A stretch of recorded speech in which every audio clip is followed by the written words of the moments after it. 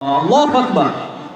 আল্লাহ রাব্বুল আলামিন তার নবীকে ডাক দিয়ে বললেন, নবী আপনার শানকে আপনার মানকে আমি আকাশচুম্বী করে দিলাম, আপনার মান মর্যাদাকে আমি পৃথিবীব্যাপী ছড়িয়ে দিব। কিভাবে ছড়াবো? এই আয়াত যখন নাযিল হয়ে গেল, মক্কার লিডার কুরাইশ কাফিরদের লিডার আবু জাহেল সে তখন তার কর্মীদেরকে ডেকে একত্রিত করে বলল, ও মক্কার কুরাইশ নেতারা তোমরা একত্রিত হও। সব যুবকদেরকে তিনি একত্রিত করলেন। কি করলেন? আবু জাহেল সে সব নেতা কর্মীদেরকে একত্রিত করা হলো।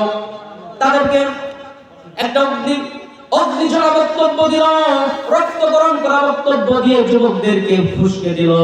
যুবকদের মাথায় তখন রক্ত উঠে গেল। যুবকদেরকে সে বক্তৃতা দিয়ে রাগান্বিত করে দিল। যুবকদেরকে বলল, যুবকেরা শোনো, এই যে মুহাম্মদ আমাদের বাপদাদার ধর্মকে চুনকালি দিয়ে বাপদাদার ধর্মকে সে বাতিল ঘোষণা করেছে। আমাদের বাপদাদার রেখে যাওয়া ধর্ম নাকি সেটা দুনিয়ার জন্য ভালো নয়, আমাদের জন্য ভালো নয়। আমাদের বাপদাদারা তারা নাকি ভুল পথে প্রচারিত ছিল। আমার বন্ধুগণ, এই যে মুহাম্মদ সে তার আমিত ইসলাম ধর্মকে একত্ববাদী খোদার প্রতি আহ্বানকে দুনিয়ায় প্রচার করতে চাই, প্রসার করতে চাই। এখন আমাদের কর্তব্য হলো, আমাদের কাজ হলো মুহাম্মদ সে যেন তার ইসলামকে মানুষের কাছে পৌঁছে দিতে না পারে, এই জন্য আমাদের কাজ করে যেতে হবে। যুবকেরা তখন সবাই আবু জাহেলের কথা মেনে নিল। হজের মৌসুম চলে আসলো। আবু জাহেল যুবকদেরকে বলল, যুবকেরা এই যে হজের মৌসুম চলে আসছে, হজের মৌসুমে পৃথিবীর বিভিন্ন এলাকা থেকে মক্কা নগরীতে কাবা শরীফের তাওয়াফ করার জন্য হাজী সাহেবেরা আসবে। তোমাদের দায়িত্ব হলো মক্কায় প্রবেশের প্রত্যেকটি অলিগলিতে, প্রত্যেকটি মোড়ে মোড়ে তোমরা মানুষদের কাছে পৌঁছে দিবে। এই মক্কা নগরীতে একজন নতুন পাগল আমদানি হয়েছে, একজন নতুন জাদুকর এসেছে, তার কাছে তোমরা কেউ যাবে না। নবীর ব্যাপারে, মুহাম্মাদের ব্যাপারে তোমরা এভাবে অপপ্রচার করবে, মানুষের কাছে আগে পৌঁছে দিবে যে কেউ যেন মক্কাতে মুহাম্মাদের কাছে না বসে, তার কাছে না আসে, তার ঘরে না যায়। এইরকম ভাবে অপপ্রচার তোমরা করবে, এটাই হচ্ছে তোমাদের কাজ। এটা কে বলে দিল? আবু জেহেল সে তার অনুসারীদেরকে শিখাই দিল। হজের মৌসুম চলে আসতো।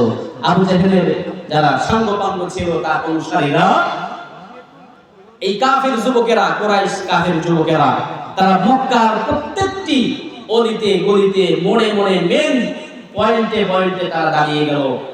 পৃথিবীর বিভিন্ন অঞ্চল থেকে যখন হাজী সাহেবেরা হজ করবার জন্য মক্কাতে প্রবেশ করবে, তার আগেই হাজী সাহেবদের কানে পৌঁছে দিচ্ছে, খবরদার এই মক্কা নগরীতে একজন নতুন জাদুকর এসেছে।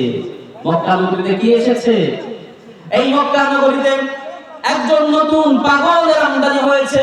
মক্কা নগরীতে নতুন একজন জাদুকর এসেছে, নতুন একজন পাগলের আমদানি হয়েছে। কেউ তার কাছে তোমরা বসবে না, কেউ তার কাছে যাবে না। মিনার ময়দানে তাঁবুর মধ্যে হাজী সাহেবরা অবস্থান করছেন। এমন সময় আবু জাহেলের লোকেরা সেখানে গিয়ে তাঁবুর মধ্যে উকি দিয়ে বলছে, ও হাজী সাহেবরা, এই মক্কা নগরীতে একজন নতুন পাগল এসেছে, নতুন একজন জাদুকর, তার কাছে তোমরা কেউ যেও না, তাহলে তোমরাও পাগল হয়ে যাবে। এই কথা যখন তার অনুসারীরা প্রচার করতেছে, হাজী সাহেবরা বলল, এই পাগলের নাম কি? সে পাগলের নাম কি? এবার আবু জাহেলের অনুসারীরা বলছে যে পাগলের নাম হলো মুহাম্মদ। নাম কি? পাগলের নাম মুহাম্মদ। এবার আপনারা বলুন তো, পৃথিবীর প্রত্যন্ত অঞ্চল থেকে যে হাজী সাহেবরা হজ করবার জন্য এসেছেন, তারা কখনো মুহাম্মাদের নাম শুনেছে নাকি? নাম কি তারা জানছে? এর আগে কখনো কি চিনেছে মুহাম্মদকে? কখনো নাম শুনে নাই। তাহলে যখন অপপ্রচার করলো, এই অপপ্রচারটাই নবী মুহাম্মদ সাল্লাল্লাহু আলাইহি সাল্লামের জন্য প্রচার মাধ্যম হয়ে গেল। সুবহানাল্লাহ। সেই পাগলের নাম, সেই জাদুকরের নাম হলো মুহাম্মদ। এই পাগলের কাছে গেলে তোমরাও পাগল হয়ে যাবে, তোমরাও জাদুগ্রস্ত হয়ে যাবে। এই জাদুকরের এত শক্তি, তার জাদুর এত পাওয়ার, তার এত ক্ষমতা, তার কাছে বসতে পড়ে, তার কথা শুনলে পরে ভাই ভাইয়ের মধ্যে শত্রুতা বেঁধে যায়, সন্তান আর পিতার মধ্যে তখন বিচ্ছিন্ন হয়ে যায়, স্বামী স্ত্রীর মধ্যে তালাক হয়ে যায়, ভাই বোনের মধ্যে সম্পর্ক ছেদ হয়ে যায়। সর্বনাশ! এত বড় জাদুকর, যেই জাদুকরের কথা শুনলে যার কাছে গেলে পরে আত্মীয়তার সম্পর্ক নষ্ট হয়, পিতা পুত্রের সম্পর্ক ছিন্ন হয়, স্বামী স্ত্রীর বিবাহ বিচ্ছেদ হয়ে যায়। এত বড় জাদুকর না দেখে বাড়ি যাওয়া যাবে না। হাজি সাহেবরা বলাবলি করছে, সর্বনাশ, এত বড় জাদুকর, এত বড় পাগল, এই জাদুকরের কাছে না গিয়ে, তাকে না দেখে তো বাড়িতে যাওয়া যাবে না। কারণ পাগল আমরা সবাই দেখতে চাই, ঠিক কি না? পাগল দেখার একটা প্রবণতা আমাদের মধ্যে আছে না? জাদুকর দেখা হোক বা পাগল দেখা হোক, এটা প্রবণতা আমাদের মধ্যে আছে। আরবিতে একটা প্রবাদ বাক্য আছে, আল ইনসানু হারিসুন আলা মা মুনিয়া, মানুষকে যেটা নিষেধ করা হয় বেশি, মানুষ সেটা করেও বেশি, ঠিক কি না? এখন যদি বলা হয় এই টেবিলের উপরে 3টা বাক্স রাখা আছে, এখানে যারা আছেন উপস্থিত, বলা হলো যে মুরব্বীরা, বাবাজিরা আপনারা আসবেন, 3টি বাক্সের মধ্যে 3টি জিনিস রাখা আছে, যে জিনিস জীবনে দেখেন নাই। মাঝখানেরটা 2 সাইডে 2টা, মাঝখানে একটা। এখন বলা হলো যে আপনারা এই টেবিলের 2 সাইডে যে 2টি বাক্স রাখা আছে, এই 2টা দেখতে পারবেন, কিন্তু মাঝখানেরটা দেখতে পারবেন না, এটা অনুমতি নাই। আসলেন, দেখলেন প্রথমটায় আছে সাপ, এই সাইডেরটায় আছে ব্যাঙ, মাঝখানেরটায় হয়তো কিছুই নাই। এবার যখন দেখা হলো 2 সাইডে 2টা, মাঝখানেরটা দেখার জন্য শুধু মনের ভিতরে খোঁচাখুচি করবে, ঠিক কি না? না জানি কি ছিল মাঝখানেরটায়, মাঝখানেরটা হুজুর কেন দেখতে নিষেধ করলো? বাড়ি যাবেন, এরপর রাতে ঘুম হবে না, না জানি মাঝখানেরটায় কি ছিল। কিন্তু আসলে মাঝখানেরটায় কিছুই ছিল না, হয়তো ফাঁকা ছিল। কিন্তু না দেখার কারণে মনের মধ্যে একটা খুঁতখুঁতি সবার মধ্যে কাজ করবে, না জানি মাঝখানের বাক্সের মধ্যে কি না কি ছিল, কিন্তু আদতে কিছুই ছিল না। তো এই যে মানুষকে যেটা নিষেধ করা হয় বেশি, মানুষ সেটার দিকে ঝোঁকেও বেশি। তো মুহাম্মদ সাল্লাল্লাহু আলাইহি সাল্লামের কাছে মানুষকে যেতে নিষেধ করা হলো, খুব বেশি নিষেধ করা হলো। খবরদার তার কাছে যাবে না, তার কথা শুনবে না, তার বাড়িতেও যাবে না, তার কাছেও বসবে না। মানুষকে যত বেশি নিষেধ করা হলো, মানুষ তত উতলা হয়ে গেল। মুহাম্মদ সাল্লাল্লাহু আলাইহি সাল্লামের দেখা পাওয়ার জন্য মানুষের পাগল করা হয়ে গেল। হজের কার্যক্রম শেষ, মুহাম্মদ সাল্লাল্লাহু আলাইহি সাল্লামকে দেখার জন্য হাজি সাহেবরা সব পাগল করা হয়ে গেল। একে অপরকে জিজ্ঞাসা করছে, তোমরা কি মুহাম্মাদের বাড়ি জানো নাকি? মুহাম্মাদের বাড়ি তোমরা দেখিয়ে দিতে পারো নাকি? একজন আরেকজনকে ডেকে নিয়ে দল বেঁধে বেঁধে নবী মুহাম্মদ সাল্লাল্লাহু আলাইহি সাল্লামের বাড়ি পর্যন্ত পৌঁছে গেল। দেখা গেল হজের মৌসুম শেষে পরের দিন সকালবেলায় নবী মুহাম্মদ সাল্লাল্লাহু আলাইহি সাল্লামের বাড়ির সামনে, তার ঘরের দুয়ারের সামনে বিরাট লাইনের মানুষের স্তব হয়ে গেল, মানুষের সমাগম হয়ে গেল। এই অবস্থা দেখে আবু জেহেল বলছে, সর্বনাশ, সর্বনাশ, আমি চাইছিলাম কি আর হলোটা কি? আমি চাইছিলাম মুহাম্মাদের কাছে কেউ যেন না যায়, এজন্যই তার নামে কত মিথ্যা অপবাদ দিয়ে মিথ্যা অপপ্রচার করলাম। কিন্তু হলোটা কি? সব মানুষ হজ শেষ করে বাড়িতে না গিয়ে তারা মুহাম্মদ সাল্লাল্লাহু আলাইহি সাল্লামের বাড়িতেই উপস্থিত। আবু জেহেল বলছে, সর্বনাশ, এটা কি হলো? কি করলাম? আমি চাইছিলাম কি আর হলোটা কি? তখন কি এই হাজি সাহেবেরা নবী মুহাম্মদ সাল্লাল্লাহু আলাইহি সাল্লামকে এক নজর দেখার জন্য পাগল হয়ে আছে। যখন তার চেহারা মুবারকের দিকে হাজি সাহেবদের চোখ গেল, তারা দেখতে পেল নুরানি চেহারার অধিকারী, সুন্দর বাবলি চুল, সুন্দর চেহারা, মুক্তার ডানার মতো ঝকঝকে দাঁতগুলি। তার চেহারা দেখেই মানুষ পাগল হয়ে গেল, নবীজির সৌন্দর্য দেখে মানুষ পাগল হয়ে গেল। তারা বলতে লাগলো একে অপরকে, হাই হাই, এত সুন্দর চেহারার মানুষ সেটা কখনো পাগল হতে পারে না।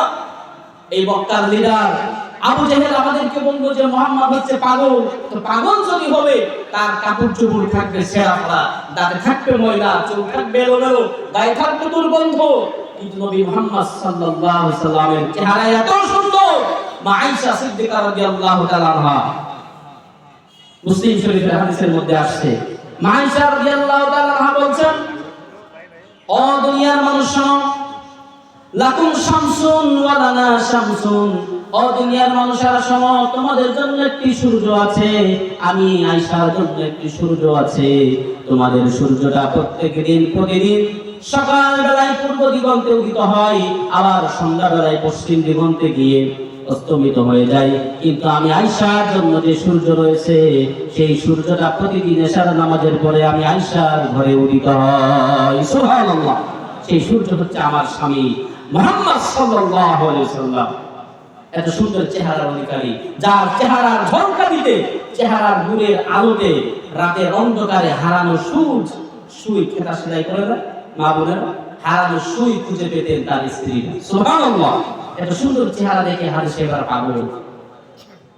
এবার হাজী সাহেবদের বুঝতে বাকি রইল না, বাকি আর রইল না যে এই বেচারা এই পাগল নয়, ইনি পাগল নন, নিশ্চয় এর মধ্যে কোনো কারণ আছে। একটু জিকির করি, সুবহানাল্লাহ আলহামদুলিল্লাহ লা ইলাহা ইল্লাল্লাহ, সুবহানাল্লাহ আলহামদুলিল্লাহ লা ইলাহা ইল্লাল্লাহ। ওই দেখা যায় গোরস্থান, ওই আমাদের ঘর, ওইখানেতে থাকতে হবে সারা জীবন ভর। গোরস্থান আছে না আশেপাশে? গোরস্থানে সারা জীবন থাকতে হবে। এই জন্য শায়ের বলছে, ওই দেখা যায় গোরস্থান, ওই আমাদের ঘর, ওইখানেতে থাকতে হবে সারা জীবন ভর। ও কবর তুই চাস কি, টাকা পয়সা নেস কি? কবর কি বলে? কবর বলে টাকা পয়সা নি না, ভালো মানুষ পাই না, একটা যদি পাই। জেনারেটর নাই?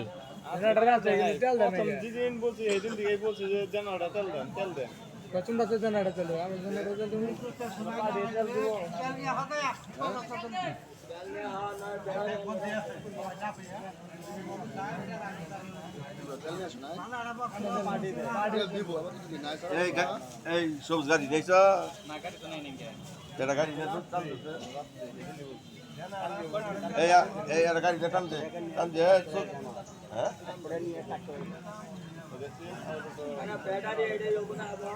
না না এই ইয়ের ঘরে তেল আছে। হ্যাঁ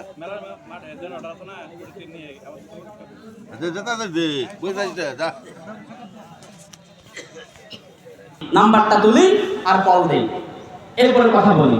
ঠিক অনুরূপভাবে মুসা আলাইহিস সালাতু ওয়াস সালাম যখন আল্লাহর সঙ্গে কথা বলার প্রয়োজন বোধ করতেন, তার মন চাইতো তিনি চলে যেতেন তুর পর্বতে। তুর পর্বতে গিয়ে হযরত মুসা আলাইহিস সালাম তিনি আল্লাহর সঙ্গে কথোপকথন করতেন। আল্লাহ তাআলা হযরত মুসা আলাইহিস সালামকে ডাক দিয়ে বললেন, আল্লাহ তাআলা মুসাকে বললেন, ওয়ালা ফালাম্মা আতাহা নুদিয়া ইয়া মুসা ইন্নী আনা রাব্বুকা ফাখলা'না আলাইকা ইন্নাকা বিল ওয়াদিল মুকদ্দাসি তুওয়া। মুসাকে ডাক দিয়ে বললেন, মুসা আপনি আমার সঙ্গে কথোপকথন করার জন্য, কথা বলবার জন্য যে তুর পর্বতে আসছেন, আপনি আপনার পায়ে এই জুতাটি খুলে রাখুন, কারণ এটা হলো মুকদ্দাসি তুওয়া, একটি পবিত্র স্থান, পবিত্র জায়গা, যেখানে দাঁড়িয়ে আপনি আমার সঙ্গে কথা বলবেন। এভাবে মুসা নবীর নাম ধরে ডাকলেন, জাতির পিতা ইব্রাহিমের নাম ধরে ডাকলেন, হযরত আদম নবীর নাম ধরে ডাকা হলো, কিন্তু আমার আপনার নবী মুহাম্মদ সাল্লাল্লাহু আলাইহি সাল্লামকে নাম ধরে আল্লাহ তাআলা ডাকেন নাই। কিভাবে ডাকলেন? আল্লাহ তাআলা বলছেন কোরআনে কারীমের মধ্যে, রব্বুল আলামিন বললেন, ইয়া আইয়ুহাল মুযাম্মিল। আল্লাহ তাআলা তার নবীকে ডাকলেন, হে চাদর আবৃতওয়ালা। ইয়া আইয়ুহাল মুদাসসির, হে কম্বল আবৃতওয়ালা। ইয়া আইয়ুহান নবী, হে আমার নবী। ইয়া আইয়ুহার রাসূল, হে আমার প্রিয় হাবিব, প্রিয় রাসূল। এভাবে করে রব্বুল আলামিন তার নবীকে নাম ধরে ডাকেন নাই, বিভিন্ন জিনিস দিয়ে সম্বোধন করে, মহব্বত করে, ভালোবেসে ডেকেছেন, কিন্তু অন্য নবীদেরকে আল্লাহ তাআলা সরাসরি নাম ধরে ডেকেছেন। এজন্য আল্লাহ তাআলা বললেন, ও নবী আমি আপনাকে কিভাবে সম্মান দিলাম আপনি লক্ষ্য করুন। ওয়া রাফা'না লাকা যিকরাক, শুধু পৃথিবীতে নয় নবী হে, আপনার মান মর্যাদা, আপনার ইজ্জতকে, আপনার শানকে আকাশ বাতাস কাঁপিয়ে, সাতাকাশ চাপিয়ে আমি আল্লাহ তাআলা আপনার মানকে আরশে আযীম পর্যন্ত বুলন্দ করে দিয়েছি। সুবহানাল্লাহ। এইজন্য বিশ্বনবী মুহাম্মদ সাল্লাল্লাহু আলাইহি সাল্লাম তার মর্যাদা শুধু বলে শেষ করা যাবে না, তার মান মর্যাদার কথা শুধু লিখনের মাধ্যমে শেষ করা সম্ভব নয়, শুধু শুনে শুনে নবীর মান মর্যাদার কথা শেষ করা সম্ভব নয়। আমার ভাইরা, এইজন্য আল্লাহ তাআলা বলেন, নবী আপনি লক্ষ্য করেন যে আপনাকে আমি কিভাবে সম্মান দিলাম, কিভাবে ইজ্জত দিলাম। শুধু দুনিয়ায় সম্মান না, আখিরাতেও আপনার সম্মান আছে। আল্লাহ রাব্বুল আলামিন কোরআনে কারীমের মধ্যে ঘোষণা দিলেন, নবী শুনুন, ইন্না আতাইনাকাল কাউসার ফাসাল্লি লিরাব্বিকা ওয়ানহার ইন্না শানিআকা হুয়াল আবতার। আল্লাহু আকবার।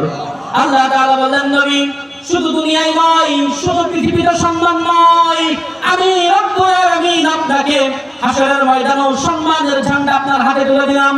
হাউজে কাউসার, হাউজে কাউসারের পানি পান করতে চান কারা কারা? হাত তুলে দেখান। নারে তাকবীর, লিল্লাহি তাকবীর। আমার ভাইরা, আল্লাহ রাব্বুল আলামিন বললেন, নবী শুধু দুনিয়ায় সম্মান নয়, আমি রব্বুল আলামিন আপনার সম্মানকে আরশে আজিমে দান করব, কিয়ামতের ময়দানেও দান করব। সেই সম্মানের ঝান্ডা আপনার হাতে থাকবে, সেটার নাম হলো হাউজে কাউসার। নাম কি? হাউজে কাউসার। ইন্না আতাইনাকাল কাউসার। হে নবী, আমি আল্লাহ তাআলা আপনাকে হাউজে কাউসার দান করে দিলাম। এই আয়াত যখন নবীজি তেলাওয়াত করে তার সাহাবীদেরকে শোনাচ্ছিলেন, সাহাবীরা বললেন, ইয়া রাসূলুল্লাহ, আমরা হাউজে কাউসার সম্বন্ধে জানি না, বুঝলাম না, সেই জিনিসটি কি, আমাদেরকে একটু বুঝাই বলেন না। আল্লাহর নবী বললেন, আমার সাহাবীরা শোনো, হাউজে কাউসার কি? আহলা মিনাল আসাল। সেটা এমন একটি হাউজ, এমন একটি পানির ফোয়ারা, এমন একটি পানির কূপ, যেই কূপের পানি হবে আহলা মিনাল আসাল, মধুর থেকেও মিষ্টি। কিসের থেকেও? মধুর থেকেও মিষ্টি। আবরাদু মিনাস সালজ, বরফের থেকেও ঠান্ডা। কারণ হাশরের ময়দানে সূর্যটা এমন ভাবে তাপ দিতে থাকবে, গুনাহগারের মাথার মগজ গুলি গলে গলে নাক কান গাল বেয়ে পড়তে থাকবে। পানির পিপাসায় জিহ্বাটা নাভির স্থল পর্যন্ত লম্বা হয়ে যাবে। এভাবে করে চিৎকার করতে থাকবে মানুষেরা, পানি পানি করে চিৎকার করতে থাকবে। কিন্তু কোথাও কোনো পানি মিলবে না। মানুষেরা দৌড়াতে দৌড়াতে হযরত আদম আলাইহিস সালামের দরবারে চলে যাবে। মানুষেরা মানে আমরা আদম নবীকে তখন আরজি করব, হে আদম, আপনি আমাদের আদি পিতা, আপনি হলেন আল্লাহ তাআলা আপনাকে নিজ হাতে নিজ কুদরতে সৃষ্টি করেছেন। আপনি আল্লাহর কাছে একটু ফরিয়াদ করুন, আল্লাহর কাছে সুপারিশ করুন, আমাদের হাশরের ময়দানে আজকে বিচার আচার সমাপ্ত হয়ে যাক, শুরু হয়ে যাক। আদম নবী বলতে, আমি পারবো না, চলে যাও ইব্রাহিমের কাছে। ইব্রাহিমের কাছে মানুষেরা চলে যাবে। ইব্রাহিমকে দেখে বলবে, ইব্রাহিম, আপনি হলেন মুসলিম মিল্লাতের পিতা, আপনি হচ্ছেন জাতির পিতা, আপনাকে আল্লাহ তাআলা অনেক নিয়ামত দান করেছেন, আপনি আল্লাহর কাছে একটু ফরিয়াদ করুন, আল্লাহ তাআলা এই জন্য আমাদের আজকের বিচার আচার তাড়াতাড়ি করে দেন। ইব্রাহিম নবী বলবেন, আমি পারবো না, চলে যাও নূহ আলাইহিস সালামের কাছে। মানুষেরা নূহের দরবারে চলে যাবে। হযরত নূহ আলাইহিস সালাম বলবেন, আমি তো পারবোই না, আল্লাহ তাআলা আমাকে যে হুকুম করেছিলেন আমার নিজ সন্তানের জন্য ফরিয়াদ না করতে, আমি আমার নিজের সন্তানের জন্য আল্লাহর কাছে ফরিয়াদ করে এটা ভুল করে ফেলেছি, আমি পারবো না, তোমরা চলে যাও ঈসা আলাইহিস সালামের কাছে। হাশরবাসীরা হযরত ঈসা আলাইহিস সালামের কাছে চলে যাবেন। ঈসা নবী বলবেন, আমি তো পারবোই না, কারণ দুনিয়ার লক্ষ লক্ষ মানুষ, কোটি কোটি মানুষ, তারা আমি ঈসাকে আল্লাহর সন্তান বলেছে, আমার মা মরিয়মকে আল্লাহর স্ত্রী বলেছে, আমি তাদেরকে সবাইকে সঠিক পথ দেখাতে পারি নাই, আমি তো পারবোই না। সুতরাং আজকে তোমরা চলে যাও নবী মুহাম্মদ সাল্লাল্লাহু আলাইহি সাল্লামের দরবারে। আল্লাহর নবীর দরবারে তখন হাশরবাসীরা আল্লাহর নবীর দরবারে এসে নবীর কাছে ফরিয়াদ করবে, হে রাসূল, আপনি তো খাতামুন নবিয়্যিন, রাহমাতাল লিল আলামিন, আল্লাহর কাছে ফরিয়াদ করুন, আজকে হাশরের ময়দানের হিসাব নিকাশটি আমাদের জন্য তাড়াতাড়ি হয়ে যাক। আমার বন্ধুগণ, এত পরিমাণ কষ্টের সেই দিনটিতে যখন জমিনটা পুড়ে তামার জমিন হয়ে যাবে, মানুষেরা খালি পায়ে খালি গায়ে উলঙ্গ হয়ে দাঁড়িয়ে থাকবে হাজার হাজার বছর ধরে। আল্লাহ তাআলা কোরআনে কারীমের মধ্যে বলছেন, 50 আলফা সানাতিন মিম্মা তাউদ্দুন, তোমাদের দুনিয়ার গণনা মধ্যে 50,000 বছর হাশরের ময়দানে দাঁড়িয়ে থাকতে হবে। এভাবে করে সূর্য যখন তাপ দিতে থাকবে, পানি পানি করে চিৎকার করতে থাকবে, কিন্তু কোথাও পানি থাকবে না। নবী আমার বলেন, সেদিন একমাত্র আমার হাতেই থাকবে হাউজে কাউসারের পেয়ালা। মানুষেরা আমার কাছে আসবে, আমি তখন তাদেরকে পানি পান করতে দিব। এক শ্রেণীর মানুষেরা, এক শ্রেণীর নামধারী মুসলমানেরা আমার কাছে আসবে, বলবে, হে রাসূল, আমরাও তো আপনার উম্মত ছিলাম, আমাদেরকেও এক গ্লাস হাউজে কাউসারের পানি দান করেন, আমরা একটু পিপাসা মিটাই। তখন আল্লাহর নবী যখন হাউজে কাউসারের পানি তাদেরকে দিতে যাবেন, ফেরেশতারা বলবেন ইয়া রাসূলুল্লাহ আপনি তাদেরকে পানি দান করবেন না, কারণ তারা আপনার উম্মত ঠিকই, কিন্তু আপনার উম্মতের মতো সঠিক তারা কাজ করে নাই। নবীজি বলবেন তারা তো আমার উম্মত, তাদের মুখেও দাড়ি আছে, মাথায় টুপি আছে, গায়ে লম্বা জুব্বা ছিল, তারাও তো আমার উম্মত। নবীজি বলবেন হে রাসূল তারা আপনার উম্মত, কিন্তু আপনার উম্মত হয়ে আপনার দ্বীনকে তারা বিকৃত করে ফেলেছিল।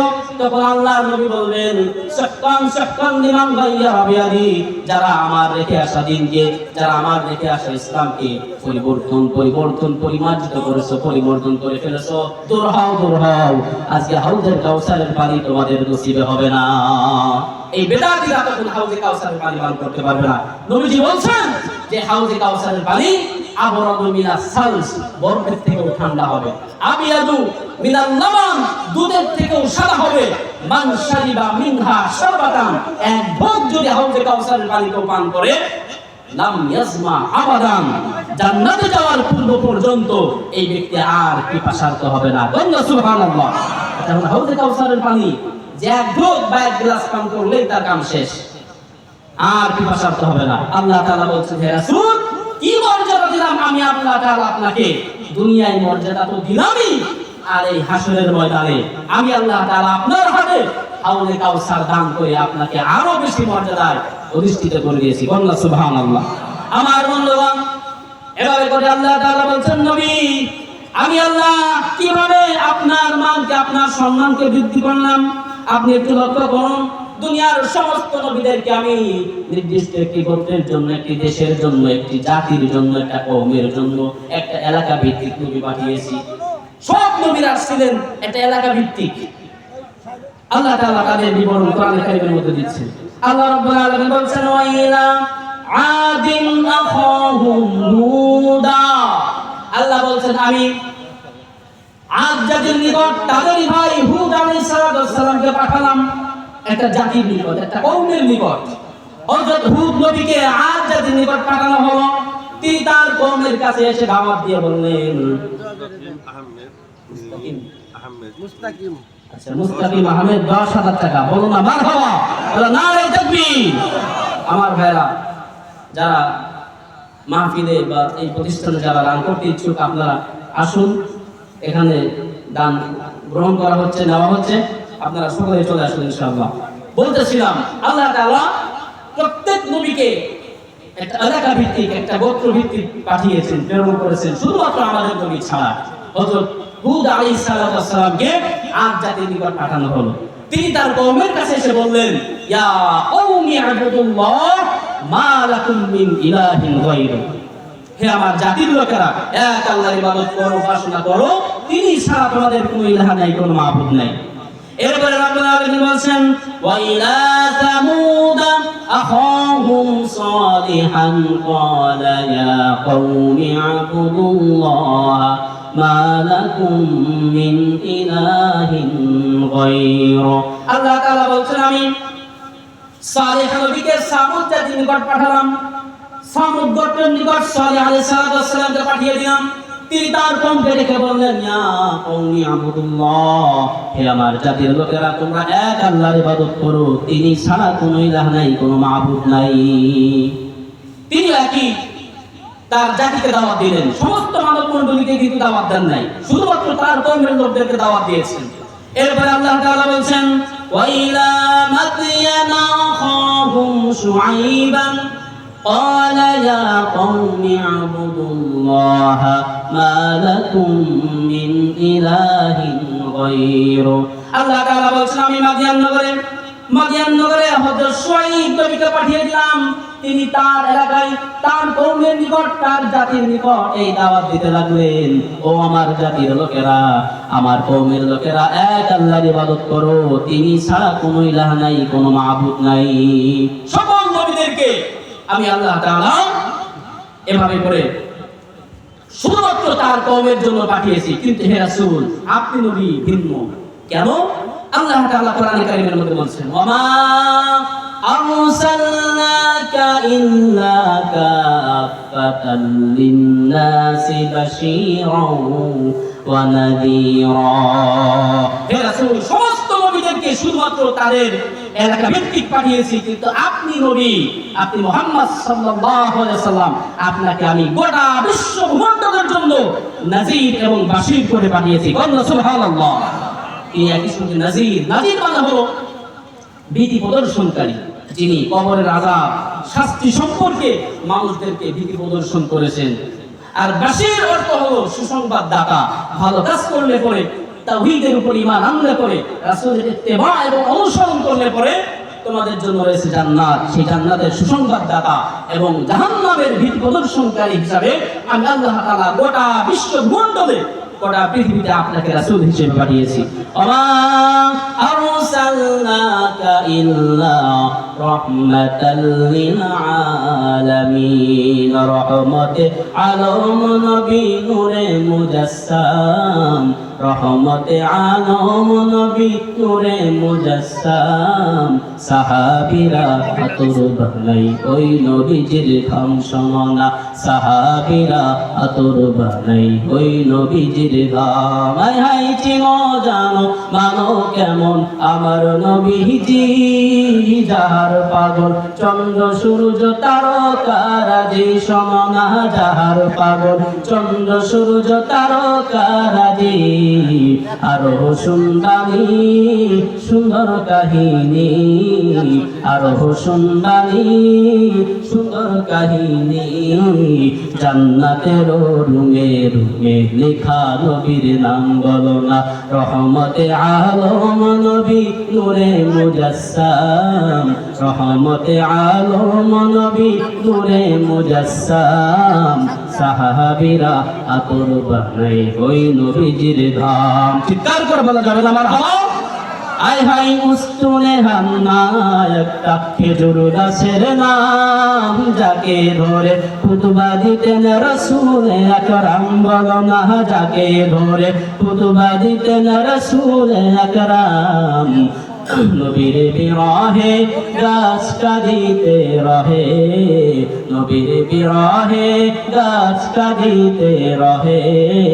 হতবাক হইলেন যত সাহাবায়ে কেরাম বলো না। রহমতে আলম নবী নূরে মুজাসসাম, রহমতে আলম নবী নূরে মুজাসসাম। সাহাবীরা আতর বানাই ওই নবীজির গাম। চিৎকার করে বলুন না মারহাবা। আমার বন্ধুগণ, এখন আল্লাহ তাআলা বলছেন, নবী গো আপনি জানেন নাকি কিভাবে আমি আল্লাহ তাআলা আপনার নামকে, আপনার শানকে বর্ধিত করে দিলাম, বৃদ্ধি করে দিলাম। একটু লক্ষ্য করুন, আল্লাহ রাব্বুল আলামিন তার প্রতি ভালোবাসাকে নবীর প্রতি ভালোবাসার মানদণ্ড হিসাবে ঘোষণা দিয়েছেন। বোঝেন, আল্লাহকে ভালোবাসা নবীর প্রতি ভালোবাসার মানদণ্ড হিসাবে আল্লাহ তাআলা ঘোষণা দিয়েছেন। আল্লাহ রাব্বুল আলামিন সূরা নূরের মধ্যে বলছেন, কুল ইন কুনতুম তুহিব্বুনাল্লাহ ফাত্তাবিউনি ইউহিব্বুকুমুল্লাহ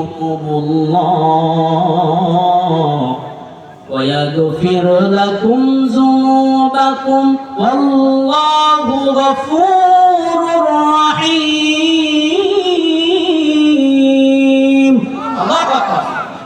আল্লাহ রাব্বুল আলামিন বলছেন, ও নবী আপনি দুনিয়াবাসীদেরকে জানিয়ে দেন, ইন কুনতুম তুহিব্বুনাল্লাহ, যদি তোমরা আল্লাহকে ভালোবাসতে চাও, ফাত্তাবিউনি, তবে আমি নবীর অনুসরণ করে ইত্তেবা করো।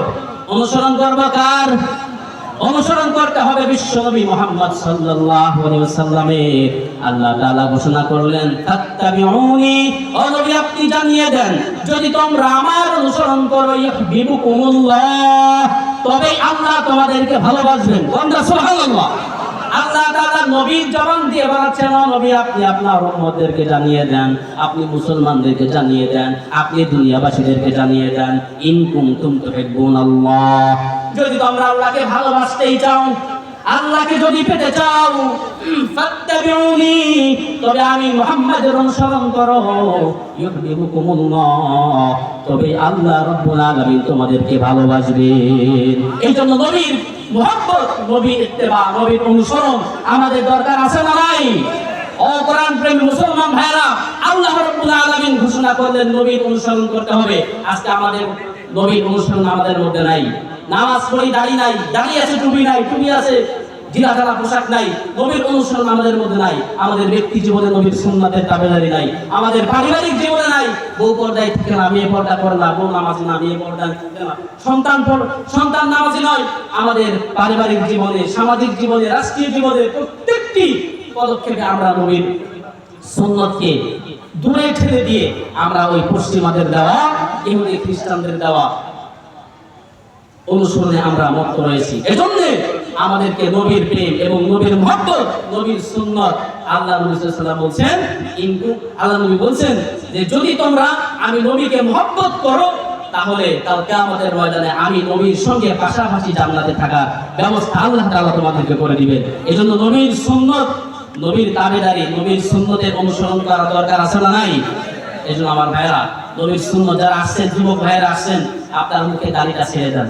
এটা নবীর সুন্নত, সব কিছু থেকে যাবে, পাগড়ি টুপি মিসওয়াক সব থেকে যাবে, একটা সুন্নত সাথে যাবে, তার নাম হলো এই দাড়ি। যুবক ভাইরা, তরুণ ভাইরা, দাড়ি থেকে ফুট দেবেন না, এটা নবীর সুন্নত, এটা আপনার কিয়ামত পর্যন্ত আপনার সাথেই থাকবে। হ্যাঁ, যদিও মৃত্যুর পরে কবরে এগুলো সব চুল দাড়ি সব খসে পড়ে যায়, এরপর আল্লাহ তাআলা যেভাবে যে ব্যক্তি মারা যায় তাকে সেইভাবে, সেই পরিস্থিতিতে আল্লাহ তাআলা সেইভাবে কিয়ামতের দিন তাকে উত্থিত করবেন, দাঁড় করাবেন।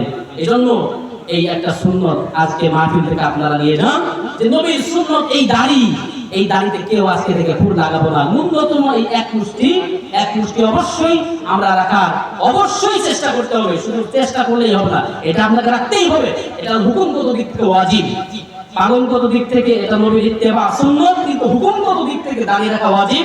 এই ওয়াজিব আপনারা কেউ তরক করবেন না, সকলে ইনশাআল্লাহ তাআলা দাঁড়িয়ে রাখার আপ্রাণ চেষ্টা করবেন। আল্লাহ তাআলা আমাদের সকলকেই আজকের আলোচনা থেকে কিছু হলো উপকৃত হওয়ার তৌফিক দান করুন, সকলে বলে আমিন। এই কথাগুলি বলা হলো, ভুল ভ্রান্তি আল্লাহ তাআলা মাফ করুন।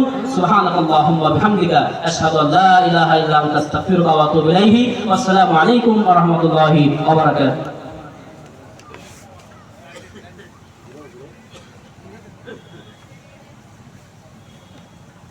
ধন্যবাদ।